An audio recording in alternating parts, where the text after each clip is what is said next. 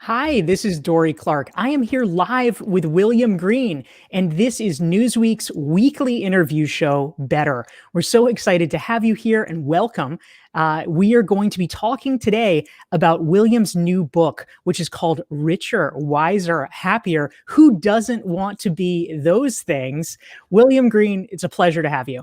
Thank you so much for having me, Dorie. It's a delight to be here with you. Thank you so much.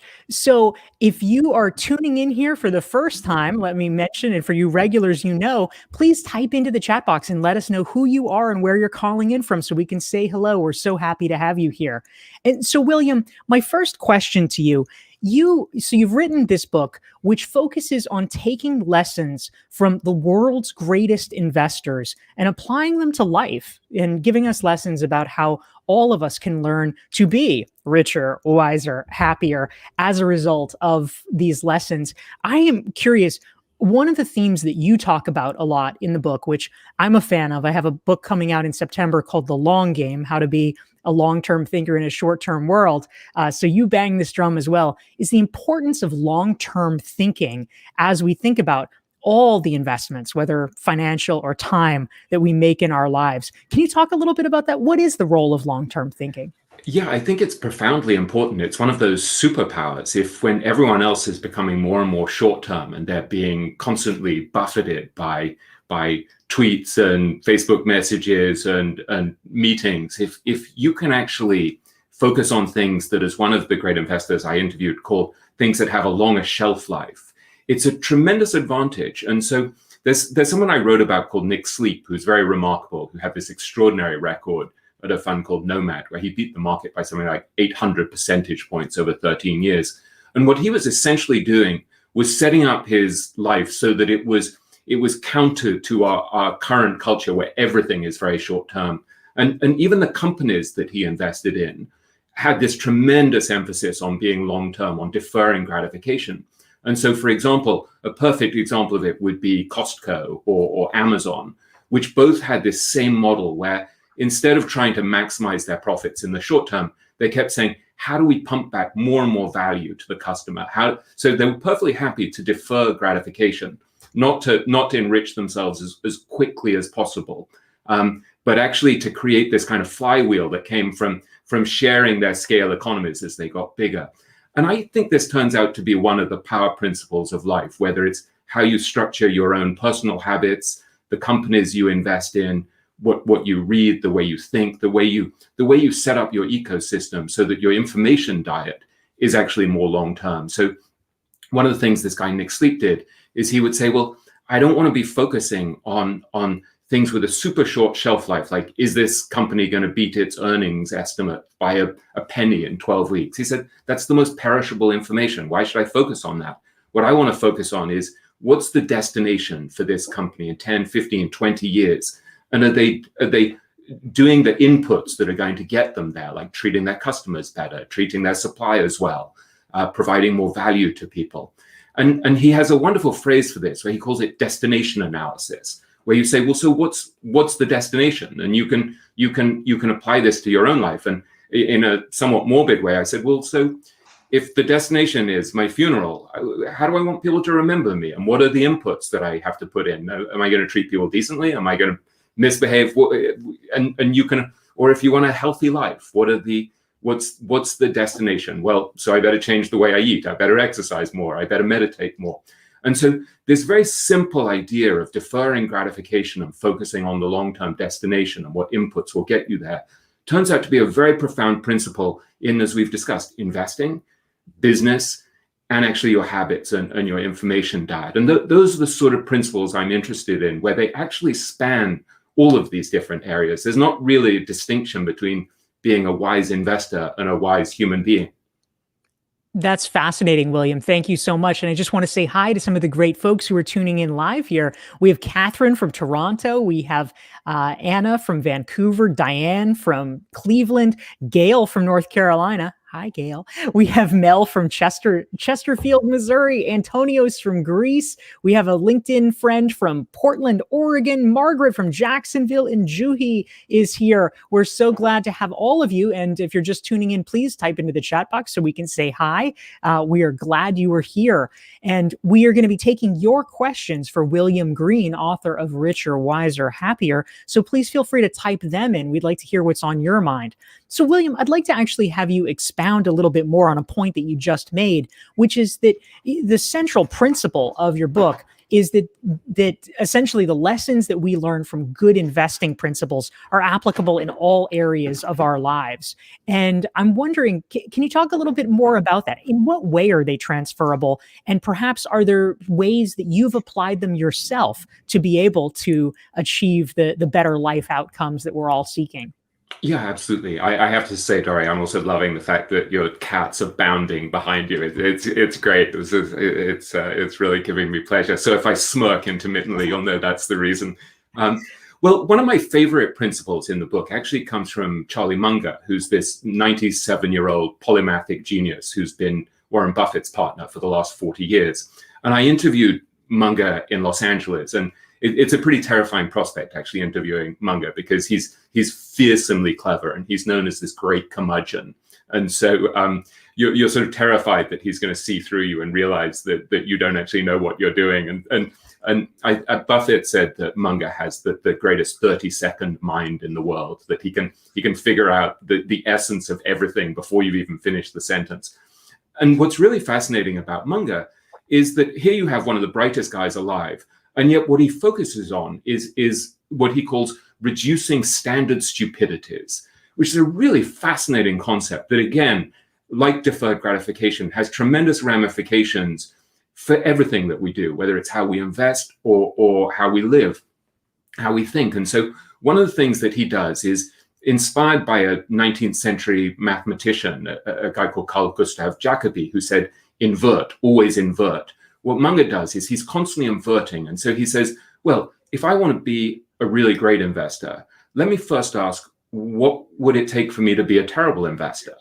And so you look at all of the things that terrible investors do, and then you say, yeah, let me not do them. And so think of the ways that all of the investors we know, and most of us have done these things as well ourselves at some point. Think of the things that we do wrong, right? We get caught up in fads. We get caught up in the emotion of the moment. We invest in things that we don't really understand. We invest borrowed money that we can't afford, or we invest in companies where there's no margin of safety. They're too expensive, they're overpriced, they're faddish. So these are the sort of things that Munger would look at and simply say, well, if I can systematically reduce standard stupidities, then I'm already so far ahead of the crowd. And what's fascinating is if you apply that in your life, it's equally powerful. So there was another great investor I interviewed, a guy called Tom Gaynor, who's a wonderful guy who's the co-CEO of a company called Markel, which is a Fortune 400 company, very successful business. And Tom said, well, look, I have a very happy marriage. He's been married to this woman who he met when he was 15, and they went for their first date at the custard stand that his parents drove him to with this girl who's a Presbyterian minister's daughter. And they've been married forever and have a lovely, lovely relationship. And he said, if I go out drinking and I'm in a bar and I'm not with my wife, I have to apply Munger's inversion principle. And I have to say, well, what's a really stupid thing to do? I don't want to mess up my marriage. So let me have 2 drinks, not 10 drinks. And so it sounds really simple, but actually, if you focus systematically on simply reducing standard stupidities in your life, it's so powerful. I mean, think about even a period like COVID, where you just think, well, okay, so if I'm relatively patient, if I wear a mask, if I get vaccinated, if I keep my distance from people, I'm going to survive this period almost certainly. If I'm reckless, if I go out drinking, if I go out, if I go night clubbing, maybe I'll be lucky, maybe it'll be fine. But I think the approach of a lot of these great investors is that they're applying this sort of generalized rationality in every area of their life. And so you can get away with being stupid and reckless sometimes, but if you're stupid and reckless over long periods of time in the markets, in your relationship, in your habits, in the way you eat, sooner or later, in the way you drive, in the way you ski, sooner or later, time is the enemy of really bad, dumb habits. And it's the friend of really good habits, which compound over time. Such a great point, William. Thank you very much. I'm Dorie Clark. I am here on behalf of Newsweek with our weekly show Better, and our guest this week is William Green, the author and journalist. His new book is Richer, Wiser, Happier. If you want to learn more about William and his work, just go to williamgreenwrites.com. And if you'd like to make sure you never miss one of our weekly episodes of Better, follow me at dorieclark.com/LinkedIn. Go to that tab and you can subscribe to my weekly LinkedIn newsletter, which will remind you about these. Just hit the subscribe button under the photo. So we'd also like to say hi to some of the great folks who have joined us. We have friends from Colorado Springs. Hi, Renee. We have users from Baltimore, Henrietta from London. We have Adeniran from Nigeria, Ranjit from Delaware, Mary from Kokomo, Nelia from Calgary, and more. It is an international crew, and we love it. So, William, a topic that I am interested in, and I'm sure perhaps many people here who have been reading headlines lately will be, you talk about the importance of long-term thinking, which I absolutely agree with. It seems like over the past year during COVID, things have gone a little bonkers in the market. We've been seeing all this GameStop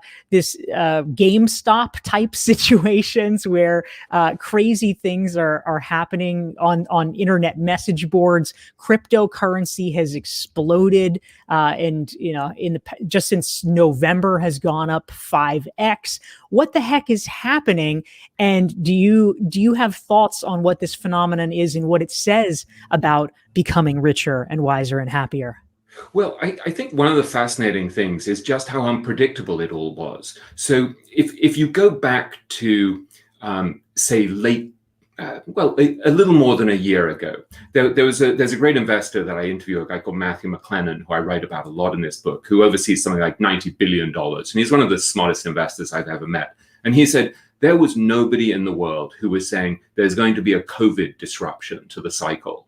And he said that really highlights the fact that we truly don't know what the future holds. And one of the most consistent themes that I found in interviewing all of the great investors is they don't really try to predict the future. What they're really trying to do is, as one of them put it to me, it was Howard Marks, who's a famous investor, said, I'm trying to predict the present. I'm looking at the present and trying to understand it. And Bill Miller, another great investor, said to me just yesterday that he quoted a great line from the novelist V.S. Naipaul, who said, if you seize the present, it gives you a tremendous insight into the future. And so instead of trying to predict the future and trying to say, well, the stock market's going to go up, or the bond market's going to go down, or inflation's coming, or a pandemic's coming, or this variant, what you really want to do is position yourself to survive in various states of the world.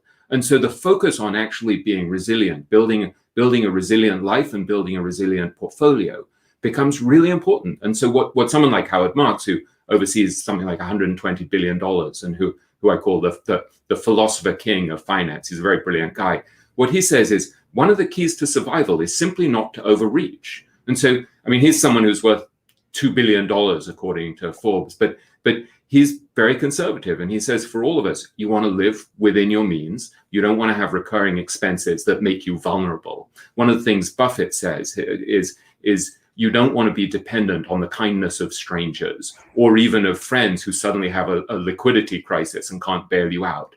And so this idea of, instead of trying to predict the future, trying to actually consciously reduce your fragility is very important, and to think about your exposure. And so one of the things that I would just encourage people to do is to ask themselves the simple question, where am I fragile? How do I reduce my fragility? Do I have all of my money in one bank? Do I have it all in one country? Do I have it all with one investor? Do I have too much in one stock? Do I not understand that stock? And the less speculative you can be, the better, because you really want to position yourself, as Matthew McLennan said, to survive the dips. And this period with COVID is a spectacular reminder that there are dips in any lifetime, whether it's a pandemic or a problem in a marriage or a problem with a job where you get laid off. You need to live within your means and not have too much leverage, not have too much debt. So the first thing you want to focus on is actually survival. It's resilience. It's making sure that you'll be okay, that you survive the dips. And it's a very unsexy thing to say, but it's remarkable how consistently the greatest investors talk about this importance of just avoiding catastrophe, staying in the game, surviving the dips. Important advice, William. We have to stay in the game so that we can live to fight another day.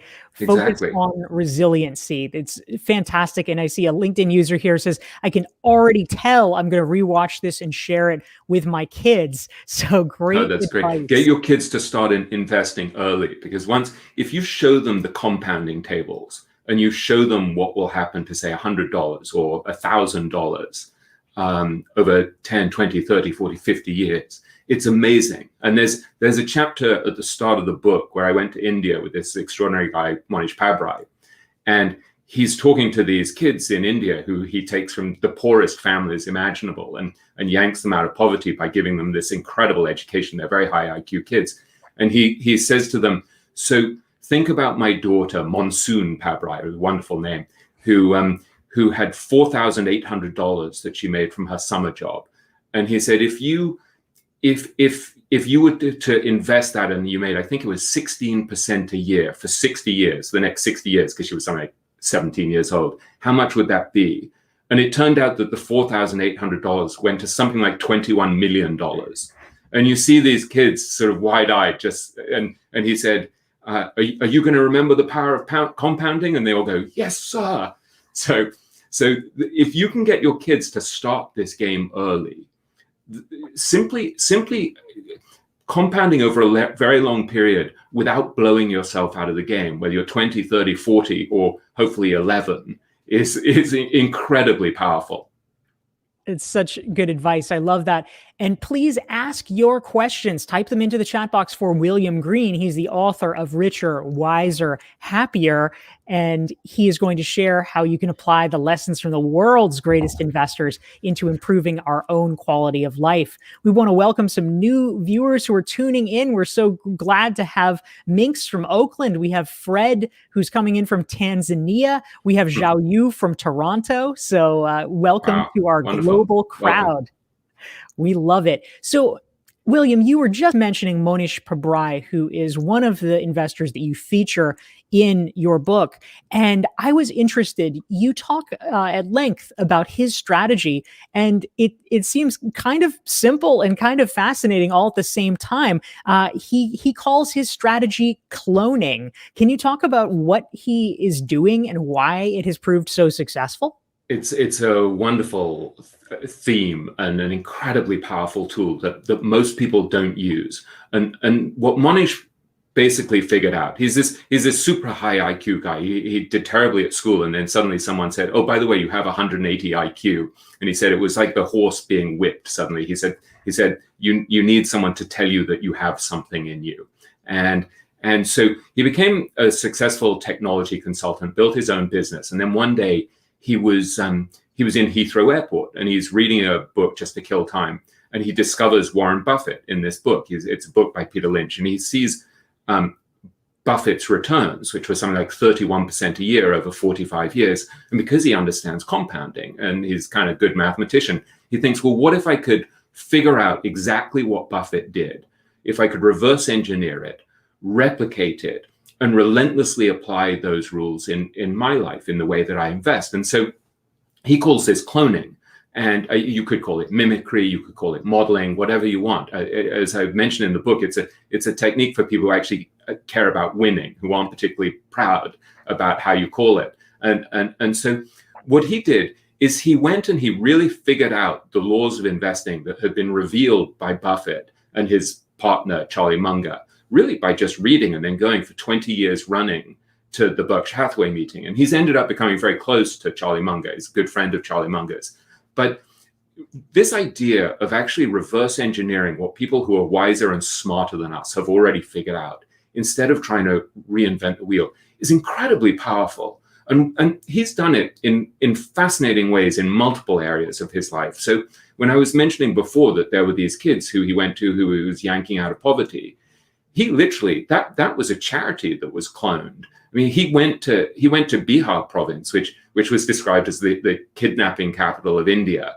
It was a pretty dangerous place where there was this genius school teacher who would pluck these kids out of poverty, and very high IQ kids, and would give them training to go to the Indian equivalent of MIT. And so Monish wanted to give this guy money because he thought it was so extraordinary. And the guy said, no, I can't expand. It's just 30 kids. I can't teach more. And so Monish said, well, can I build what you're doing at an industrial scale?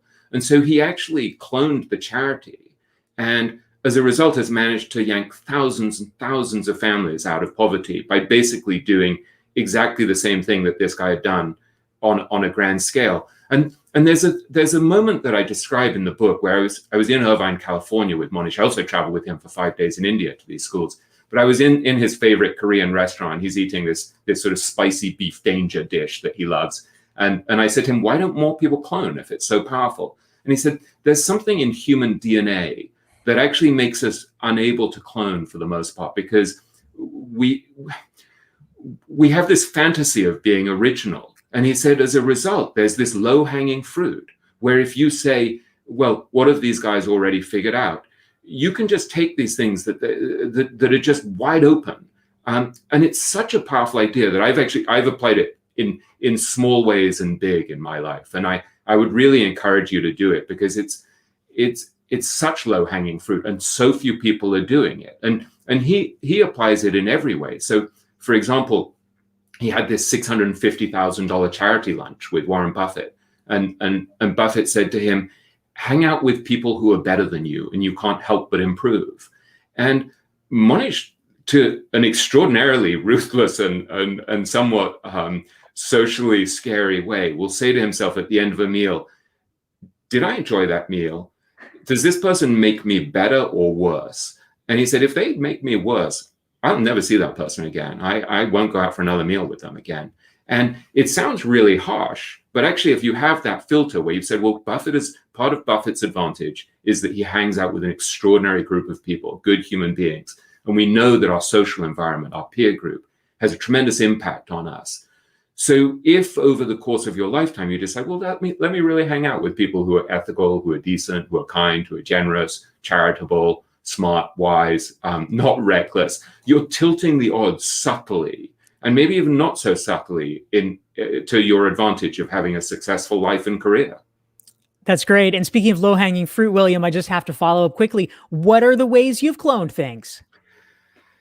Well, it's in some ways even something is when you put up my website and it said williamgreenwrites.com. When I went to get a URL a few years ago, I could see williamgreen.com didn't come up. And so I look at Michael Lewis's website because he's a great writer. And I say, oh, michaellewiswrites.com. And so I cloned that. That's a really small example. But when I was writing this book and I was originally trying to figure out how to write this book, I went to people like Michael Lewis's book, Malcolm Gladwell's books, Oliver Sacks' books, these nonfiction writers who were extraordinary. And I reverse engineered their books in great depth. And so I really figured out, oh, well, okay, so there are these different techniques. So one of the things that Oliver Sacks, who's wonderful, does is he'll take these cases, these case studies, where he would be writing about a patient of his, writing about their brain in something like what became the film Awakenings. And he'll use that case and then we'll expand out from that case to philosophize. Then what someone like Malcolm Gladwell is doing is he's starting with the idea, and then he's taking characters and stories that illustrate the idea. And I initially went the wrong way and did the Oliver Sacks model, which wasn't right for me. And then gradually I realized, oh no, actually, what's really interesting here are the themes. And so if I can focus on a theme like cloning, or a theme like not being a fool, like just trying to reduce standard stupidities and then find multiple examples of it, or a theme like deferred gratification and find multiple examples, that suits me better. And so one of the things to ask yourself when you're cloning, it's not blind replication. It's not stupid, senseless replication. It's taking the habits, the insights and the principles that really smart people have figured out. And then it's figuring out, well, how does that apply to my circumstance? What will work better in my circumstance? And so, for example, Gladwell will write a book like Tipping Point that's really one idea. My book is about 10 ideas or 15 ideas. It's very different. And so even when you're trying to clone, you end up being original despite yourself. So you're taking the best of what other people do, but you have to do it in a way that's aligned with your own personality and with your own temperament and with your own talents. And so there's no point my trying to clone Tiger Woods. It's just not going to work. Maybe not for you either. But for me to clone Michael Lewis or Malcolm Gladwell, not trying to be derivative, but try to understand what they figured out, is a very profound thing. And I think it makes us feel a little bit queasy, because you start to think, well, it makes me really unoriginal. And what if I'm just derivative and banal? And actually, that's a kind of superpower that so what Monish said is, I'm a shameless cloner. He's like, the reason I can do it is that I don't have an ego about it. And so the ability to set aside your ego and say, actually, let me be a disciple of these people who are really, really wise. And one of the things that Munger does that's fascinating, because it's hard for Munger to find anyone who's as clever as he is he hangs out with what he calls the eminent dead.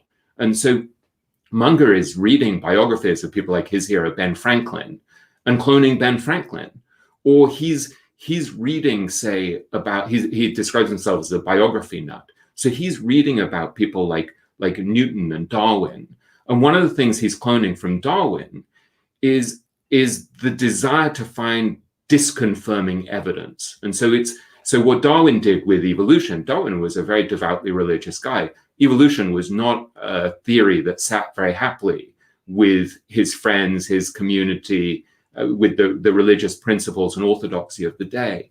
But Darwin had the courage to seek disconfirming evidence and be brave about it. And so one of the things that Munger and a lot of these great investors do is, instead of trying to seek confirmation of what they already believe, which is what most of us do when we read the newspaper, he's consciously trying to figure out why his most cherished beliefs might be wrong. And he said any year that he destroys one of his most cherished beliefs is a wonderful year. And if he's failed to do it, it's a wasted year. So to systematically try to figure out what people who are the eminent dead figured out, what other people who are alive who are smarter than you have figured out, and then to clone it without ego and to apply it to your own life in a way that suits your temperament and skills, I think is a hugely misunderstood and unappreciated opportunity for all of us, really. That's such interesting advice. I think helpful for all of us. If you are enjoying this conversation, please hit the like button and hit the share button so that your friends and colleagues can benefit from William Green's advice as well. You can learn more about William at williamgreenwrites.com. And of course, his new book is Richer, Wiser, Happier. If you want to make sure you never miss one of our weekly conversations, you can go to dorieclark.com and sign up to get my self-assessment. You can do a free self-assessment and you will be getting notifications about these conversations as well. William, I think we have time for probably just one more question, but it's one that's probably on just about everyone's mind. Mink says, okay, this is so helpful. It's great, of course, if you start investing when you're young, but what if you're no longer quite so young, but you want to dive in right now? How would you get started? What would you advise for people who have bought into this, William? They want to be richer, wiser, happier. What should they do today? I think one of the most fascinating things is that almost all of these great investors that I interviewed, who are people who've beaten the market by a mile, most of them end up saying, yeah, but for most people, you should buy index funds. And so I think in some ways, there's great strength in being self-aware enough to know, well, am I wired to win this game? Do I have an informational advantage? Do I know more than other people? Is there an area that I know a lot about? Do I have a temperamental advantage? Am I unemotional and dispassionate, which tends to be a characteristic of all of the great investors? Or do I tend to get carried away when things are tough, when the market's falling apart? Do I get panicked when it's going up massively? Do I want to jump on the bandwagon? And so knowing yourself and knowing whether you're actually equipped to win this game is a very powerful thing. And the wonderful thing about investing is that there's this great default option, which is if you don't think you're equipped to beat the market and you don't think that you necessarily have the time or inclination to try really to devote your life to beating the indexes, which is very tough, then you can really just go to a company like Vanguard, which has extremely low expenses. I mean, you can buy something like the Vanguard International Fund Index Fund, or the Vanguard Total Market Stock Index Fund, which is the whole US market. You'll be charged 0.14% a year, something like that. And I interviewed Jack Bogle, who was the founder of Vanguard, which now manages $6.2 trillion. And he said to me, the mathematics of indexing were just so obviously right, because he said, basically, if you have a middleman, as he called it, a croupier, who's skimming off something from the top and is sort of, putting their hand in your pocket, taking out 1%, 1.5% a year, he said it really adds up. And so he actually went through the math, and he said, I think it was, if you invested $1 million over 30 years and you made 10% a year, it went to something like $17.5 million because of the power of compounding. And if you basically spent 1.5% of that a year on expenses, so it's 8.5% a year over 30 years, you made $11.5 million. So you gave back $6 million over the course of 30 years in expenses, because that 1.5% a year is compounding against you. And so these very simple principles, like investing with a very long-term horizon, so you keep adding to the market, you take advantage of tax advantage vehicles like IRAs or 401ks or 529 plans, and then you don't panic, you don't keep coming in and out of the market, you just keep adding, and you keep your expenses low. That's so powerful that you're going to end up beating 80% of people anyway. So I hope that's a way to start. And there are other principles that I talk about in the book. And look, if you think you're someone who can win this game, there are principles in there where I show how people like Monish Pabrai and Charlie Munger do it. But for most of us, unless you really have that expertise and that temperament, it's a very wise precaution just to invest in index funds in a fairly diversified way, 1, 2, 3 index funds. So you're in US market and international markets, and then just keep adding to it intermittently, especially when the market gets hit. So especially at a time like this where people are getting carried away and the market's done very well for a while, don't get carried away. And if it plunges, then just keep adding. Bill Miller, who's one of the great investors, said to me, maybe I was dropped on my head when I was 6 months old, but I believe that lower prices are better. And so take the opportunity when the market gets hit, where there are dips, 5%, 10%, 20%, where you just keep adding. That you'll beat almost everyone just by applying those simple principles. It's like health. If you exercise a bit and you eat well and you don't drink too much and you meditate a bit and you have good relationships, you're going to be so much healthier than if you go to Kentucky Fried Chicken every day. The truth is not that complicated. That's the embarrassing thing, but it's also really helpful for us. Amen to that. This is great advice that all of us can apply today. William Green is the author of Richer, Wiser, Happier. Thank you all so much for tuning in. You can join us again next Thursday at the same time. It is 9 a.m. Pacific, 12 p.m. Eastern, and 5 p.m. in London. And we're going to be interviewing Greg McKeown, the author of the new book, Effortless, and the old book, The Million Seller Essentialism. We're looking forward to that. But William Green, thank you so much for joining us with your insights today. Thank you. I really enjoyed it. And thank you for the questions, everyone. That was lovely.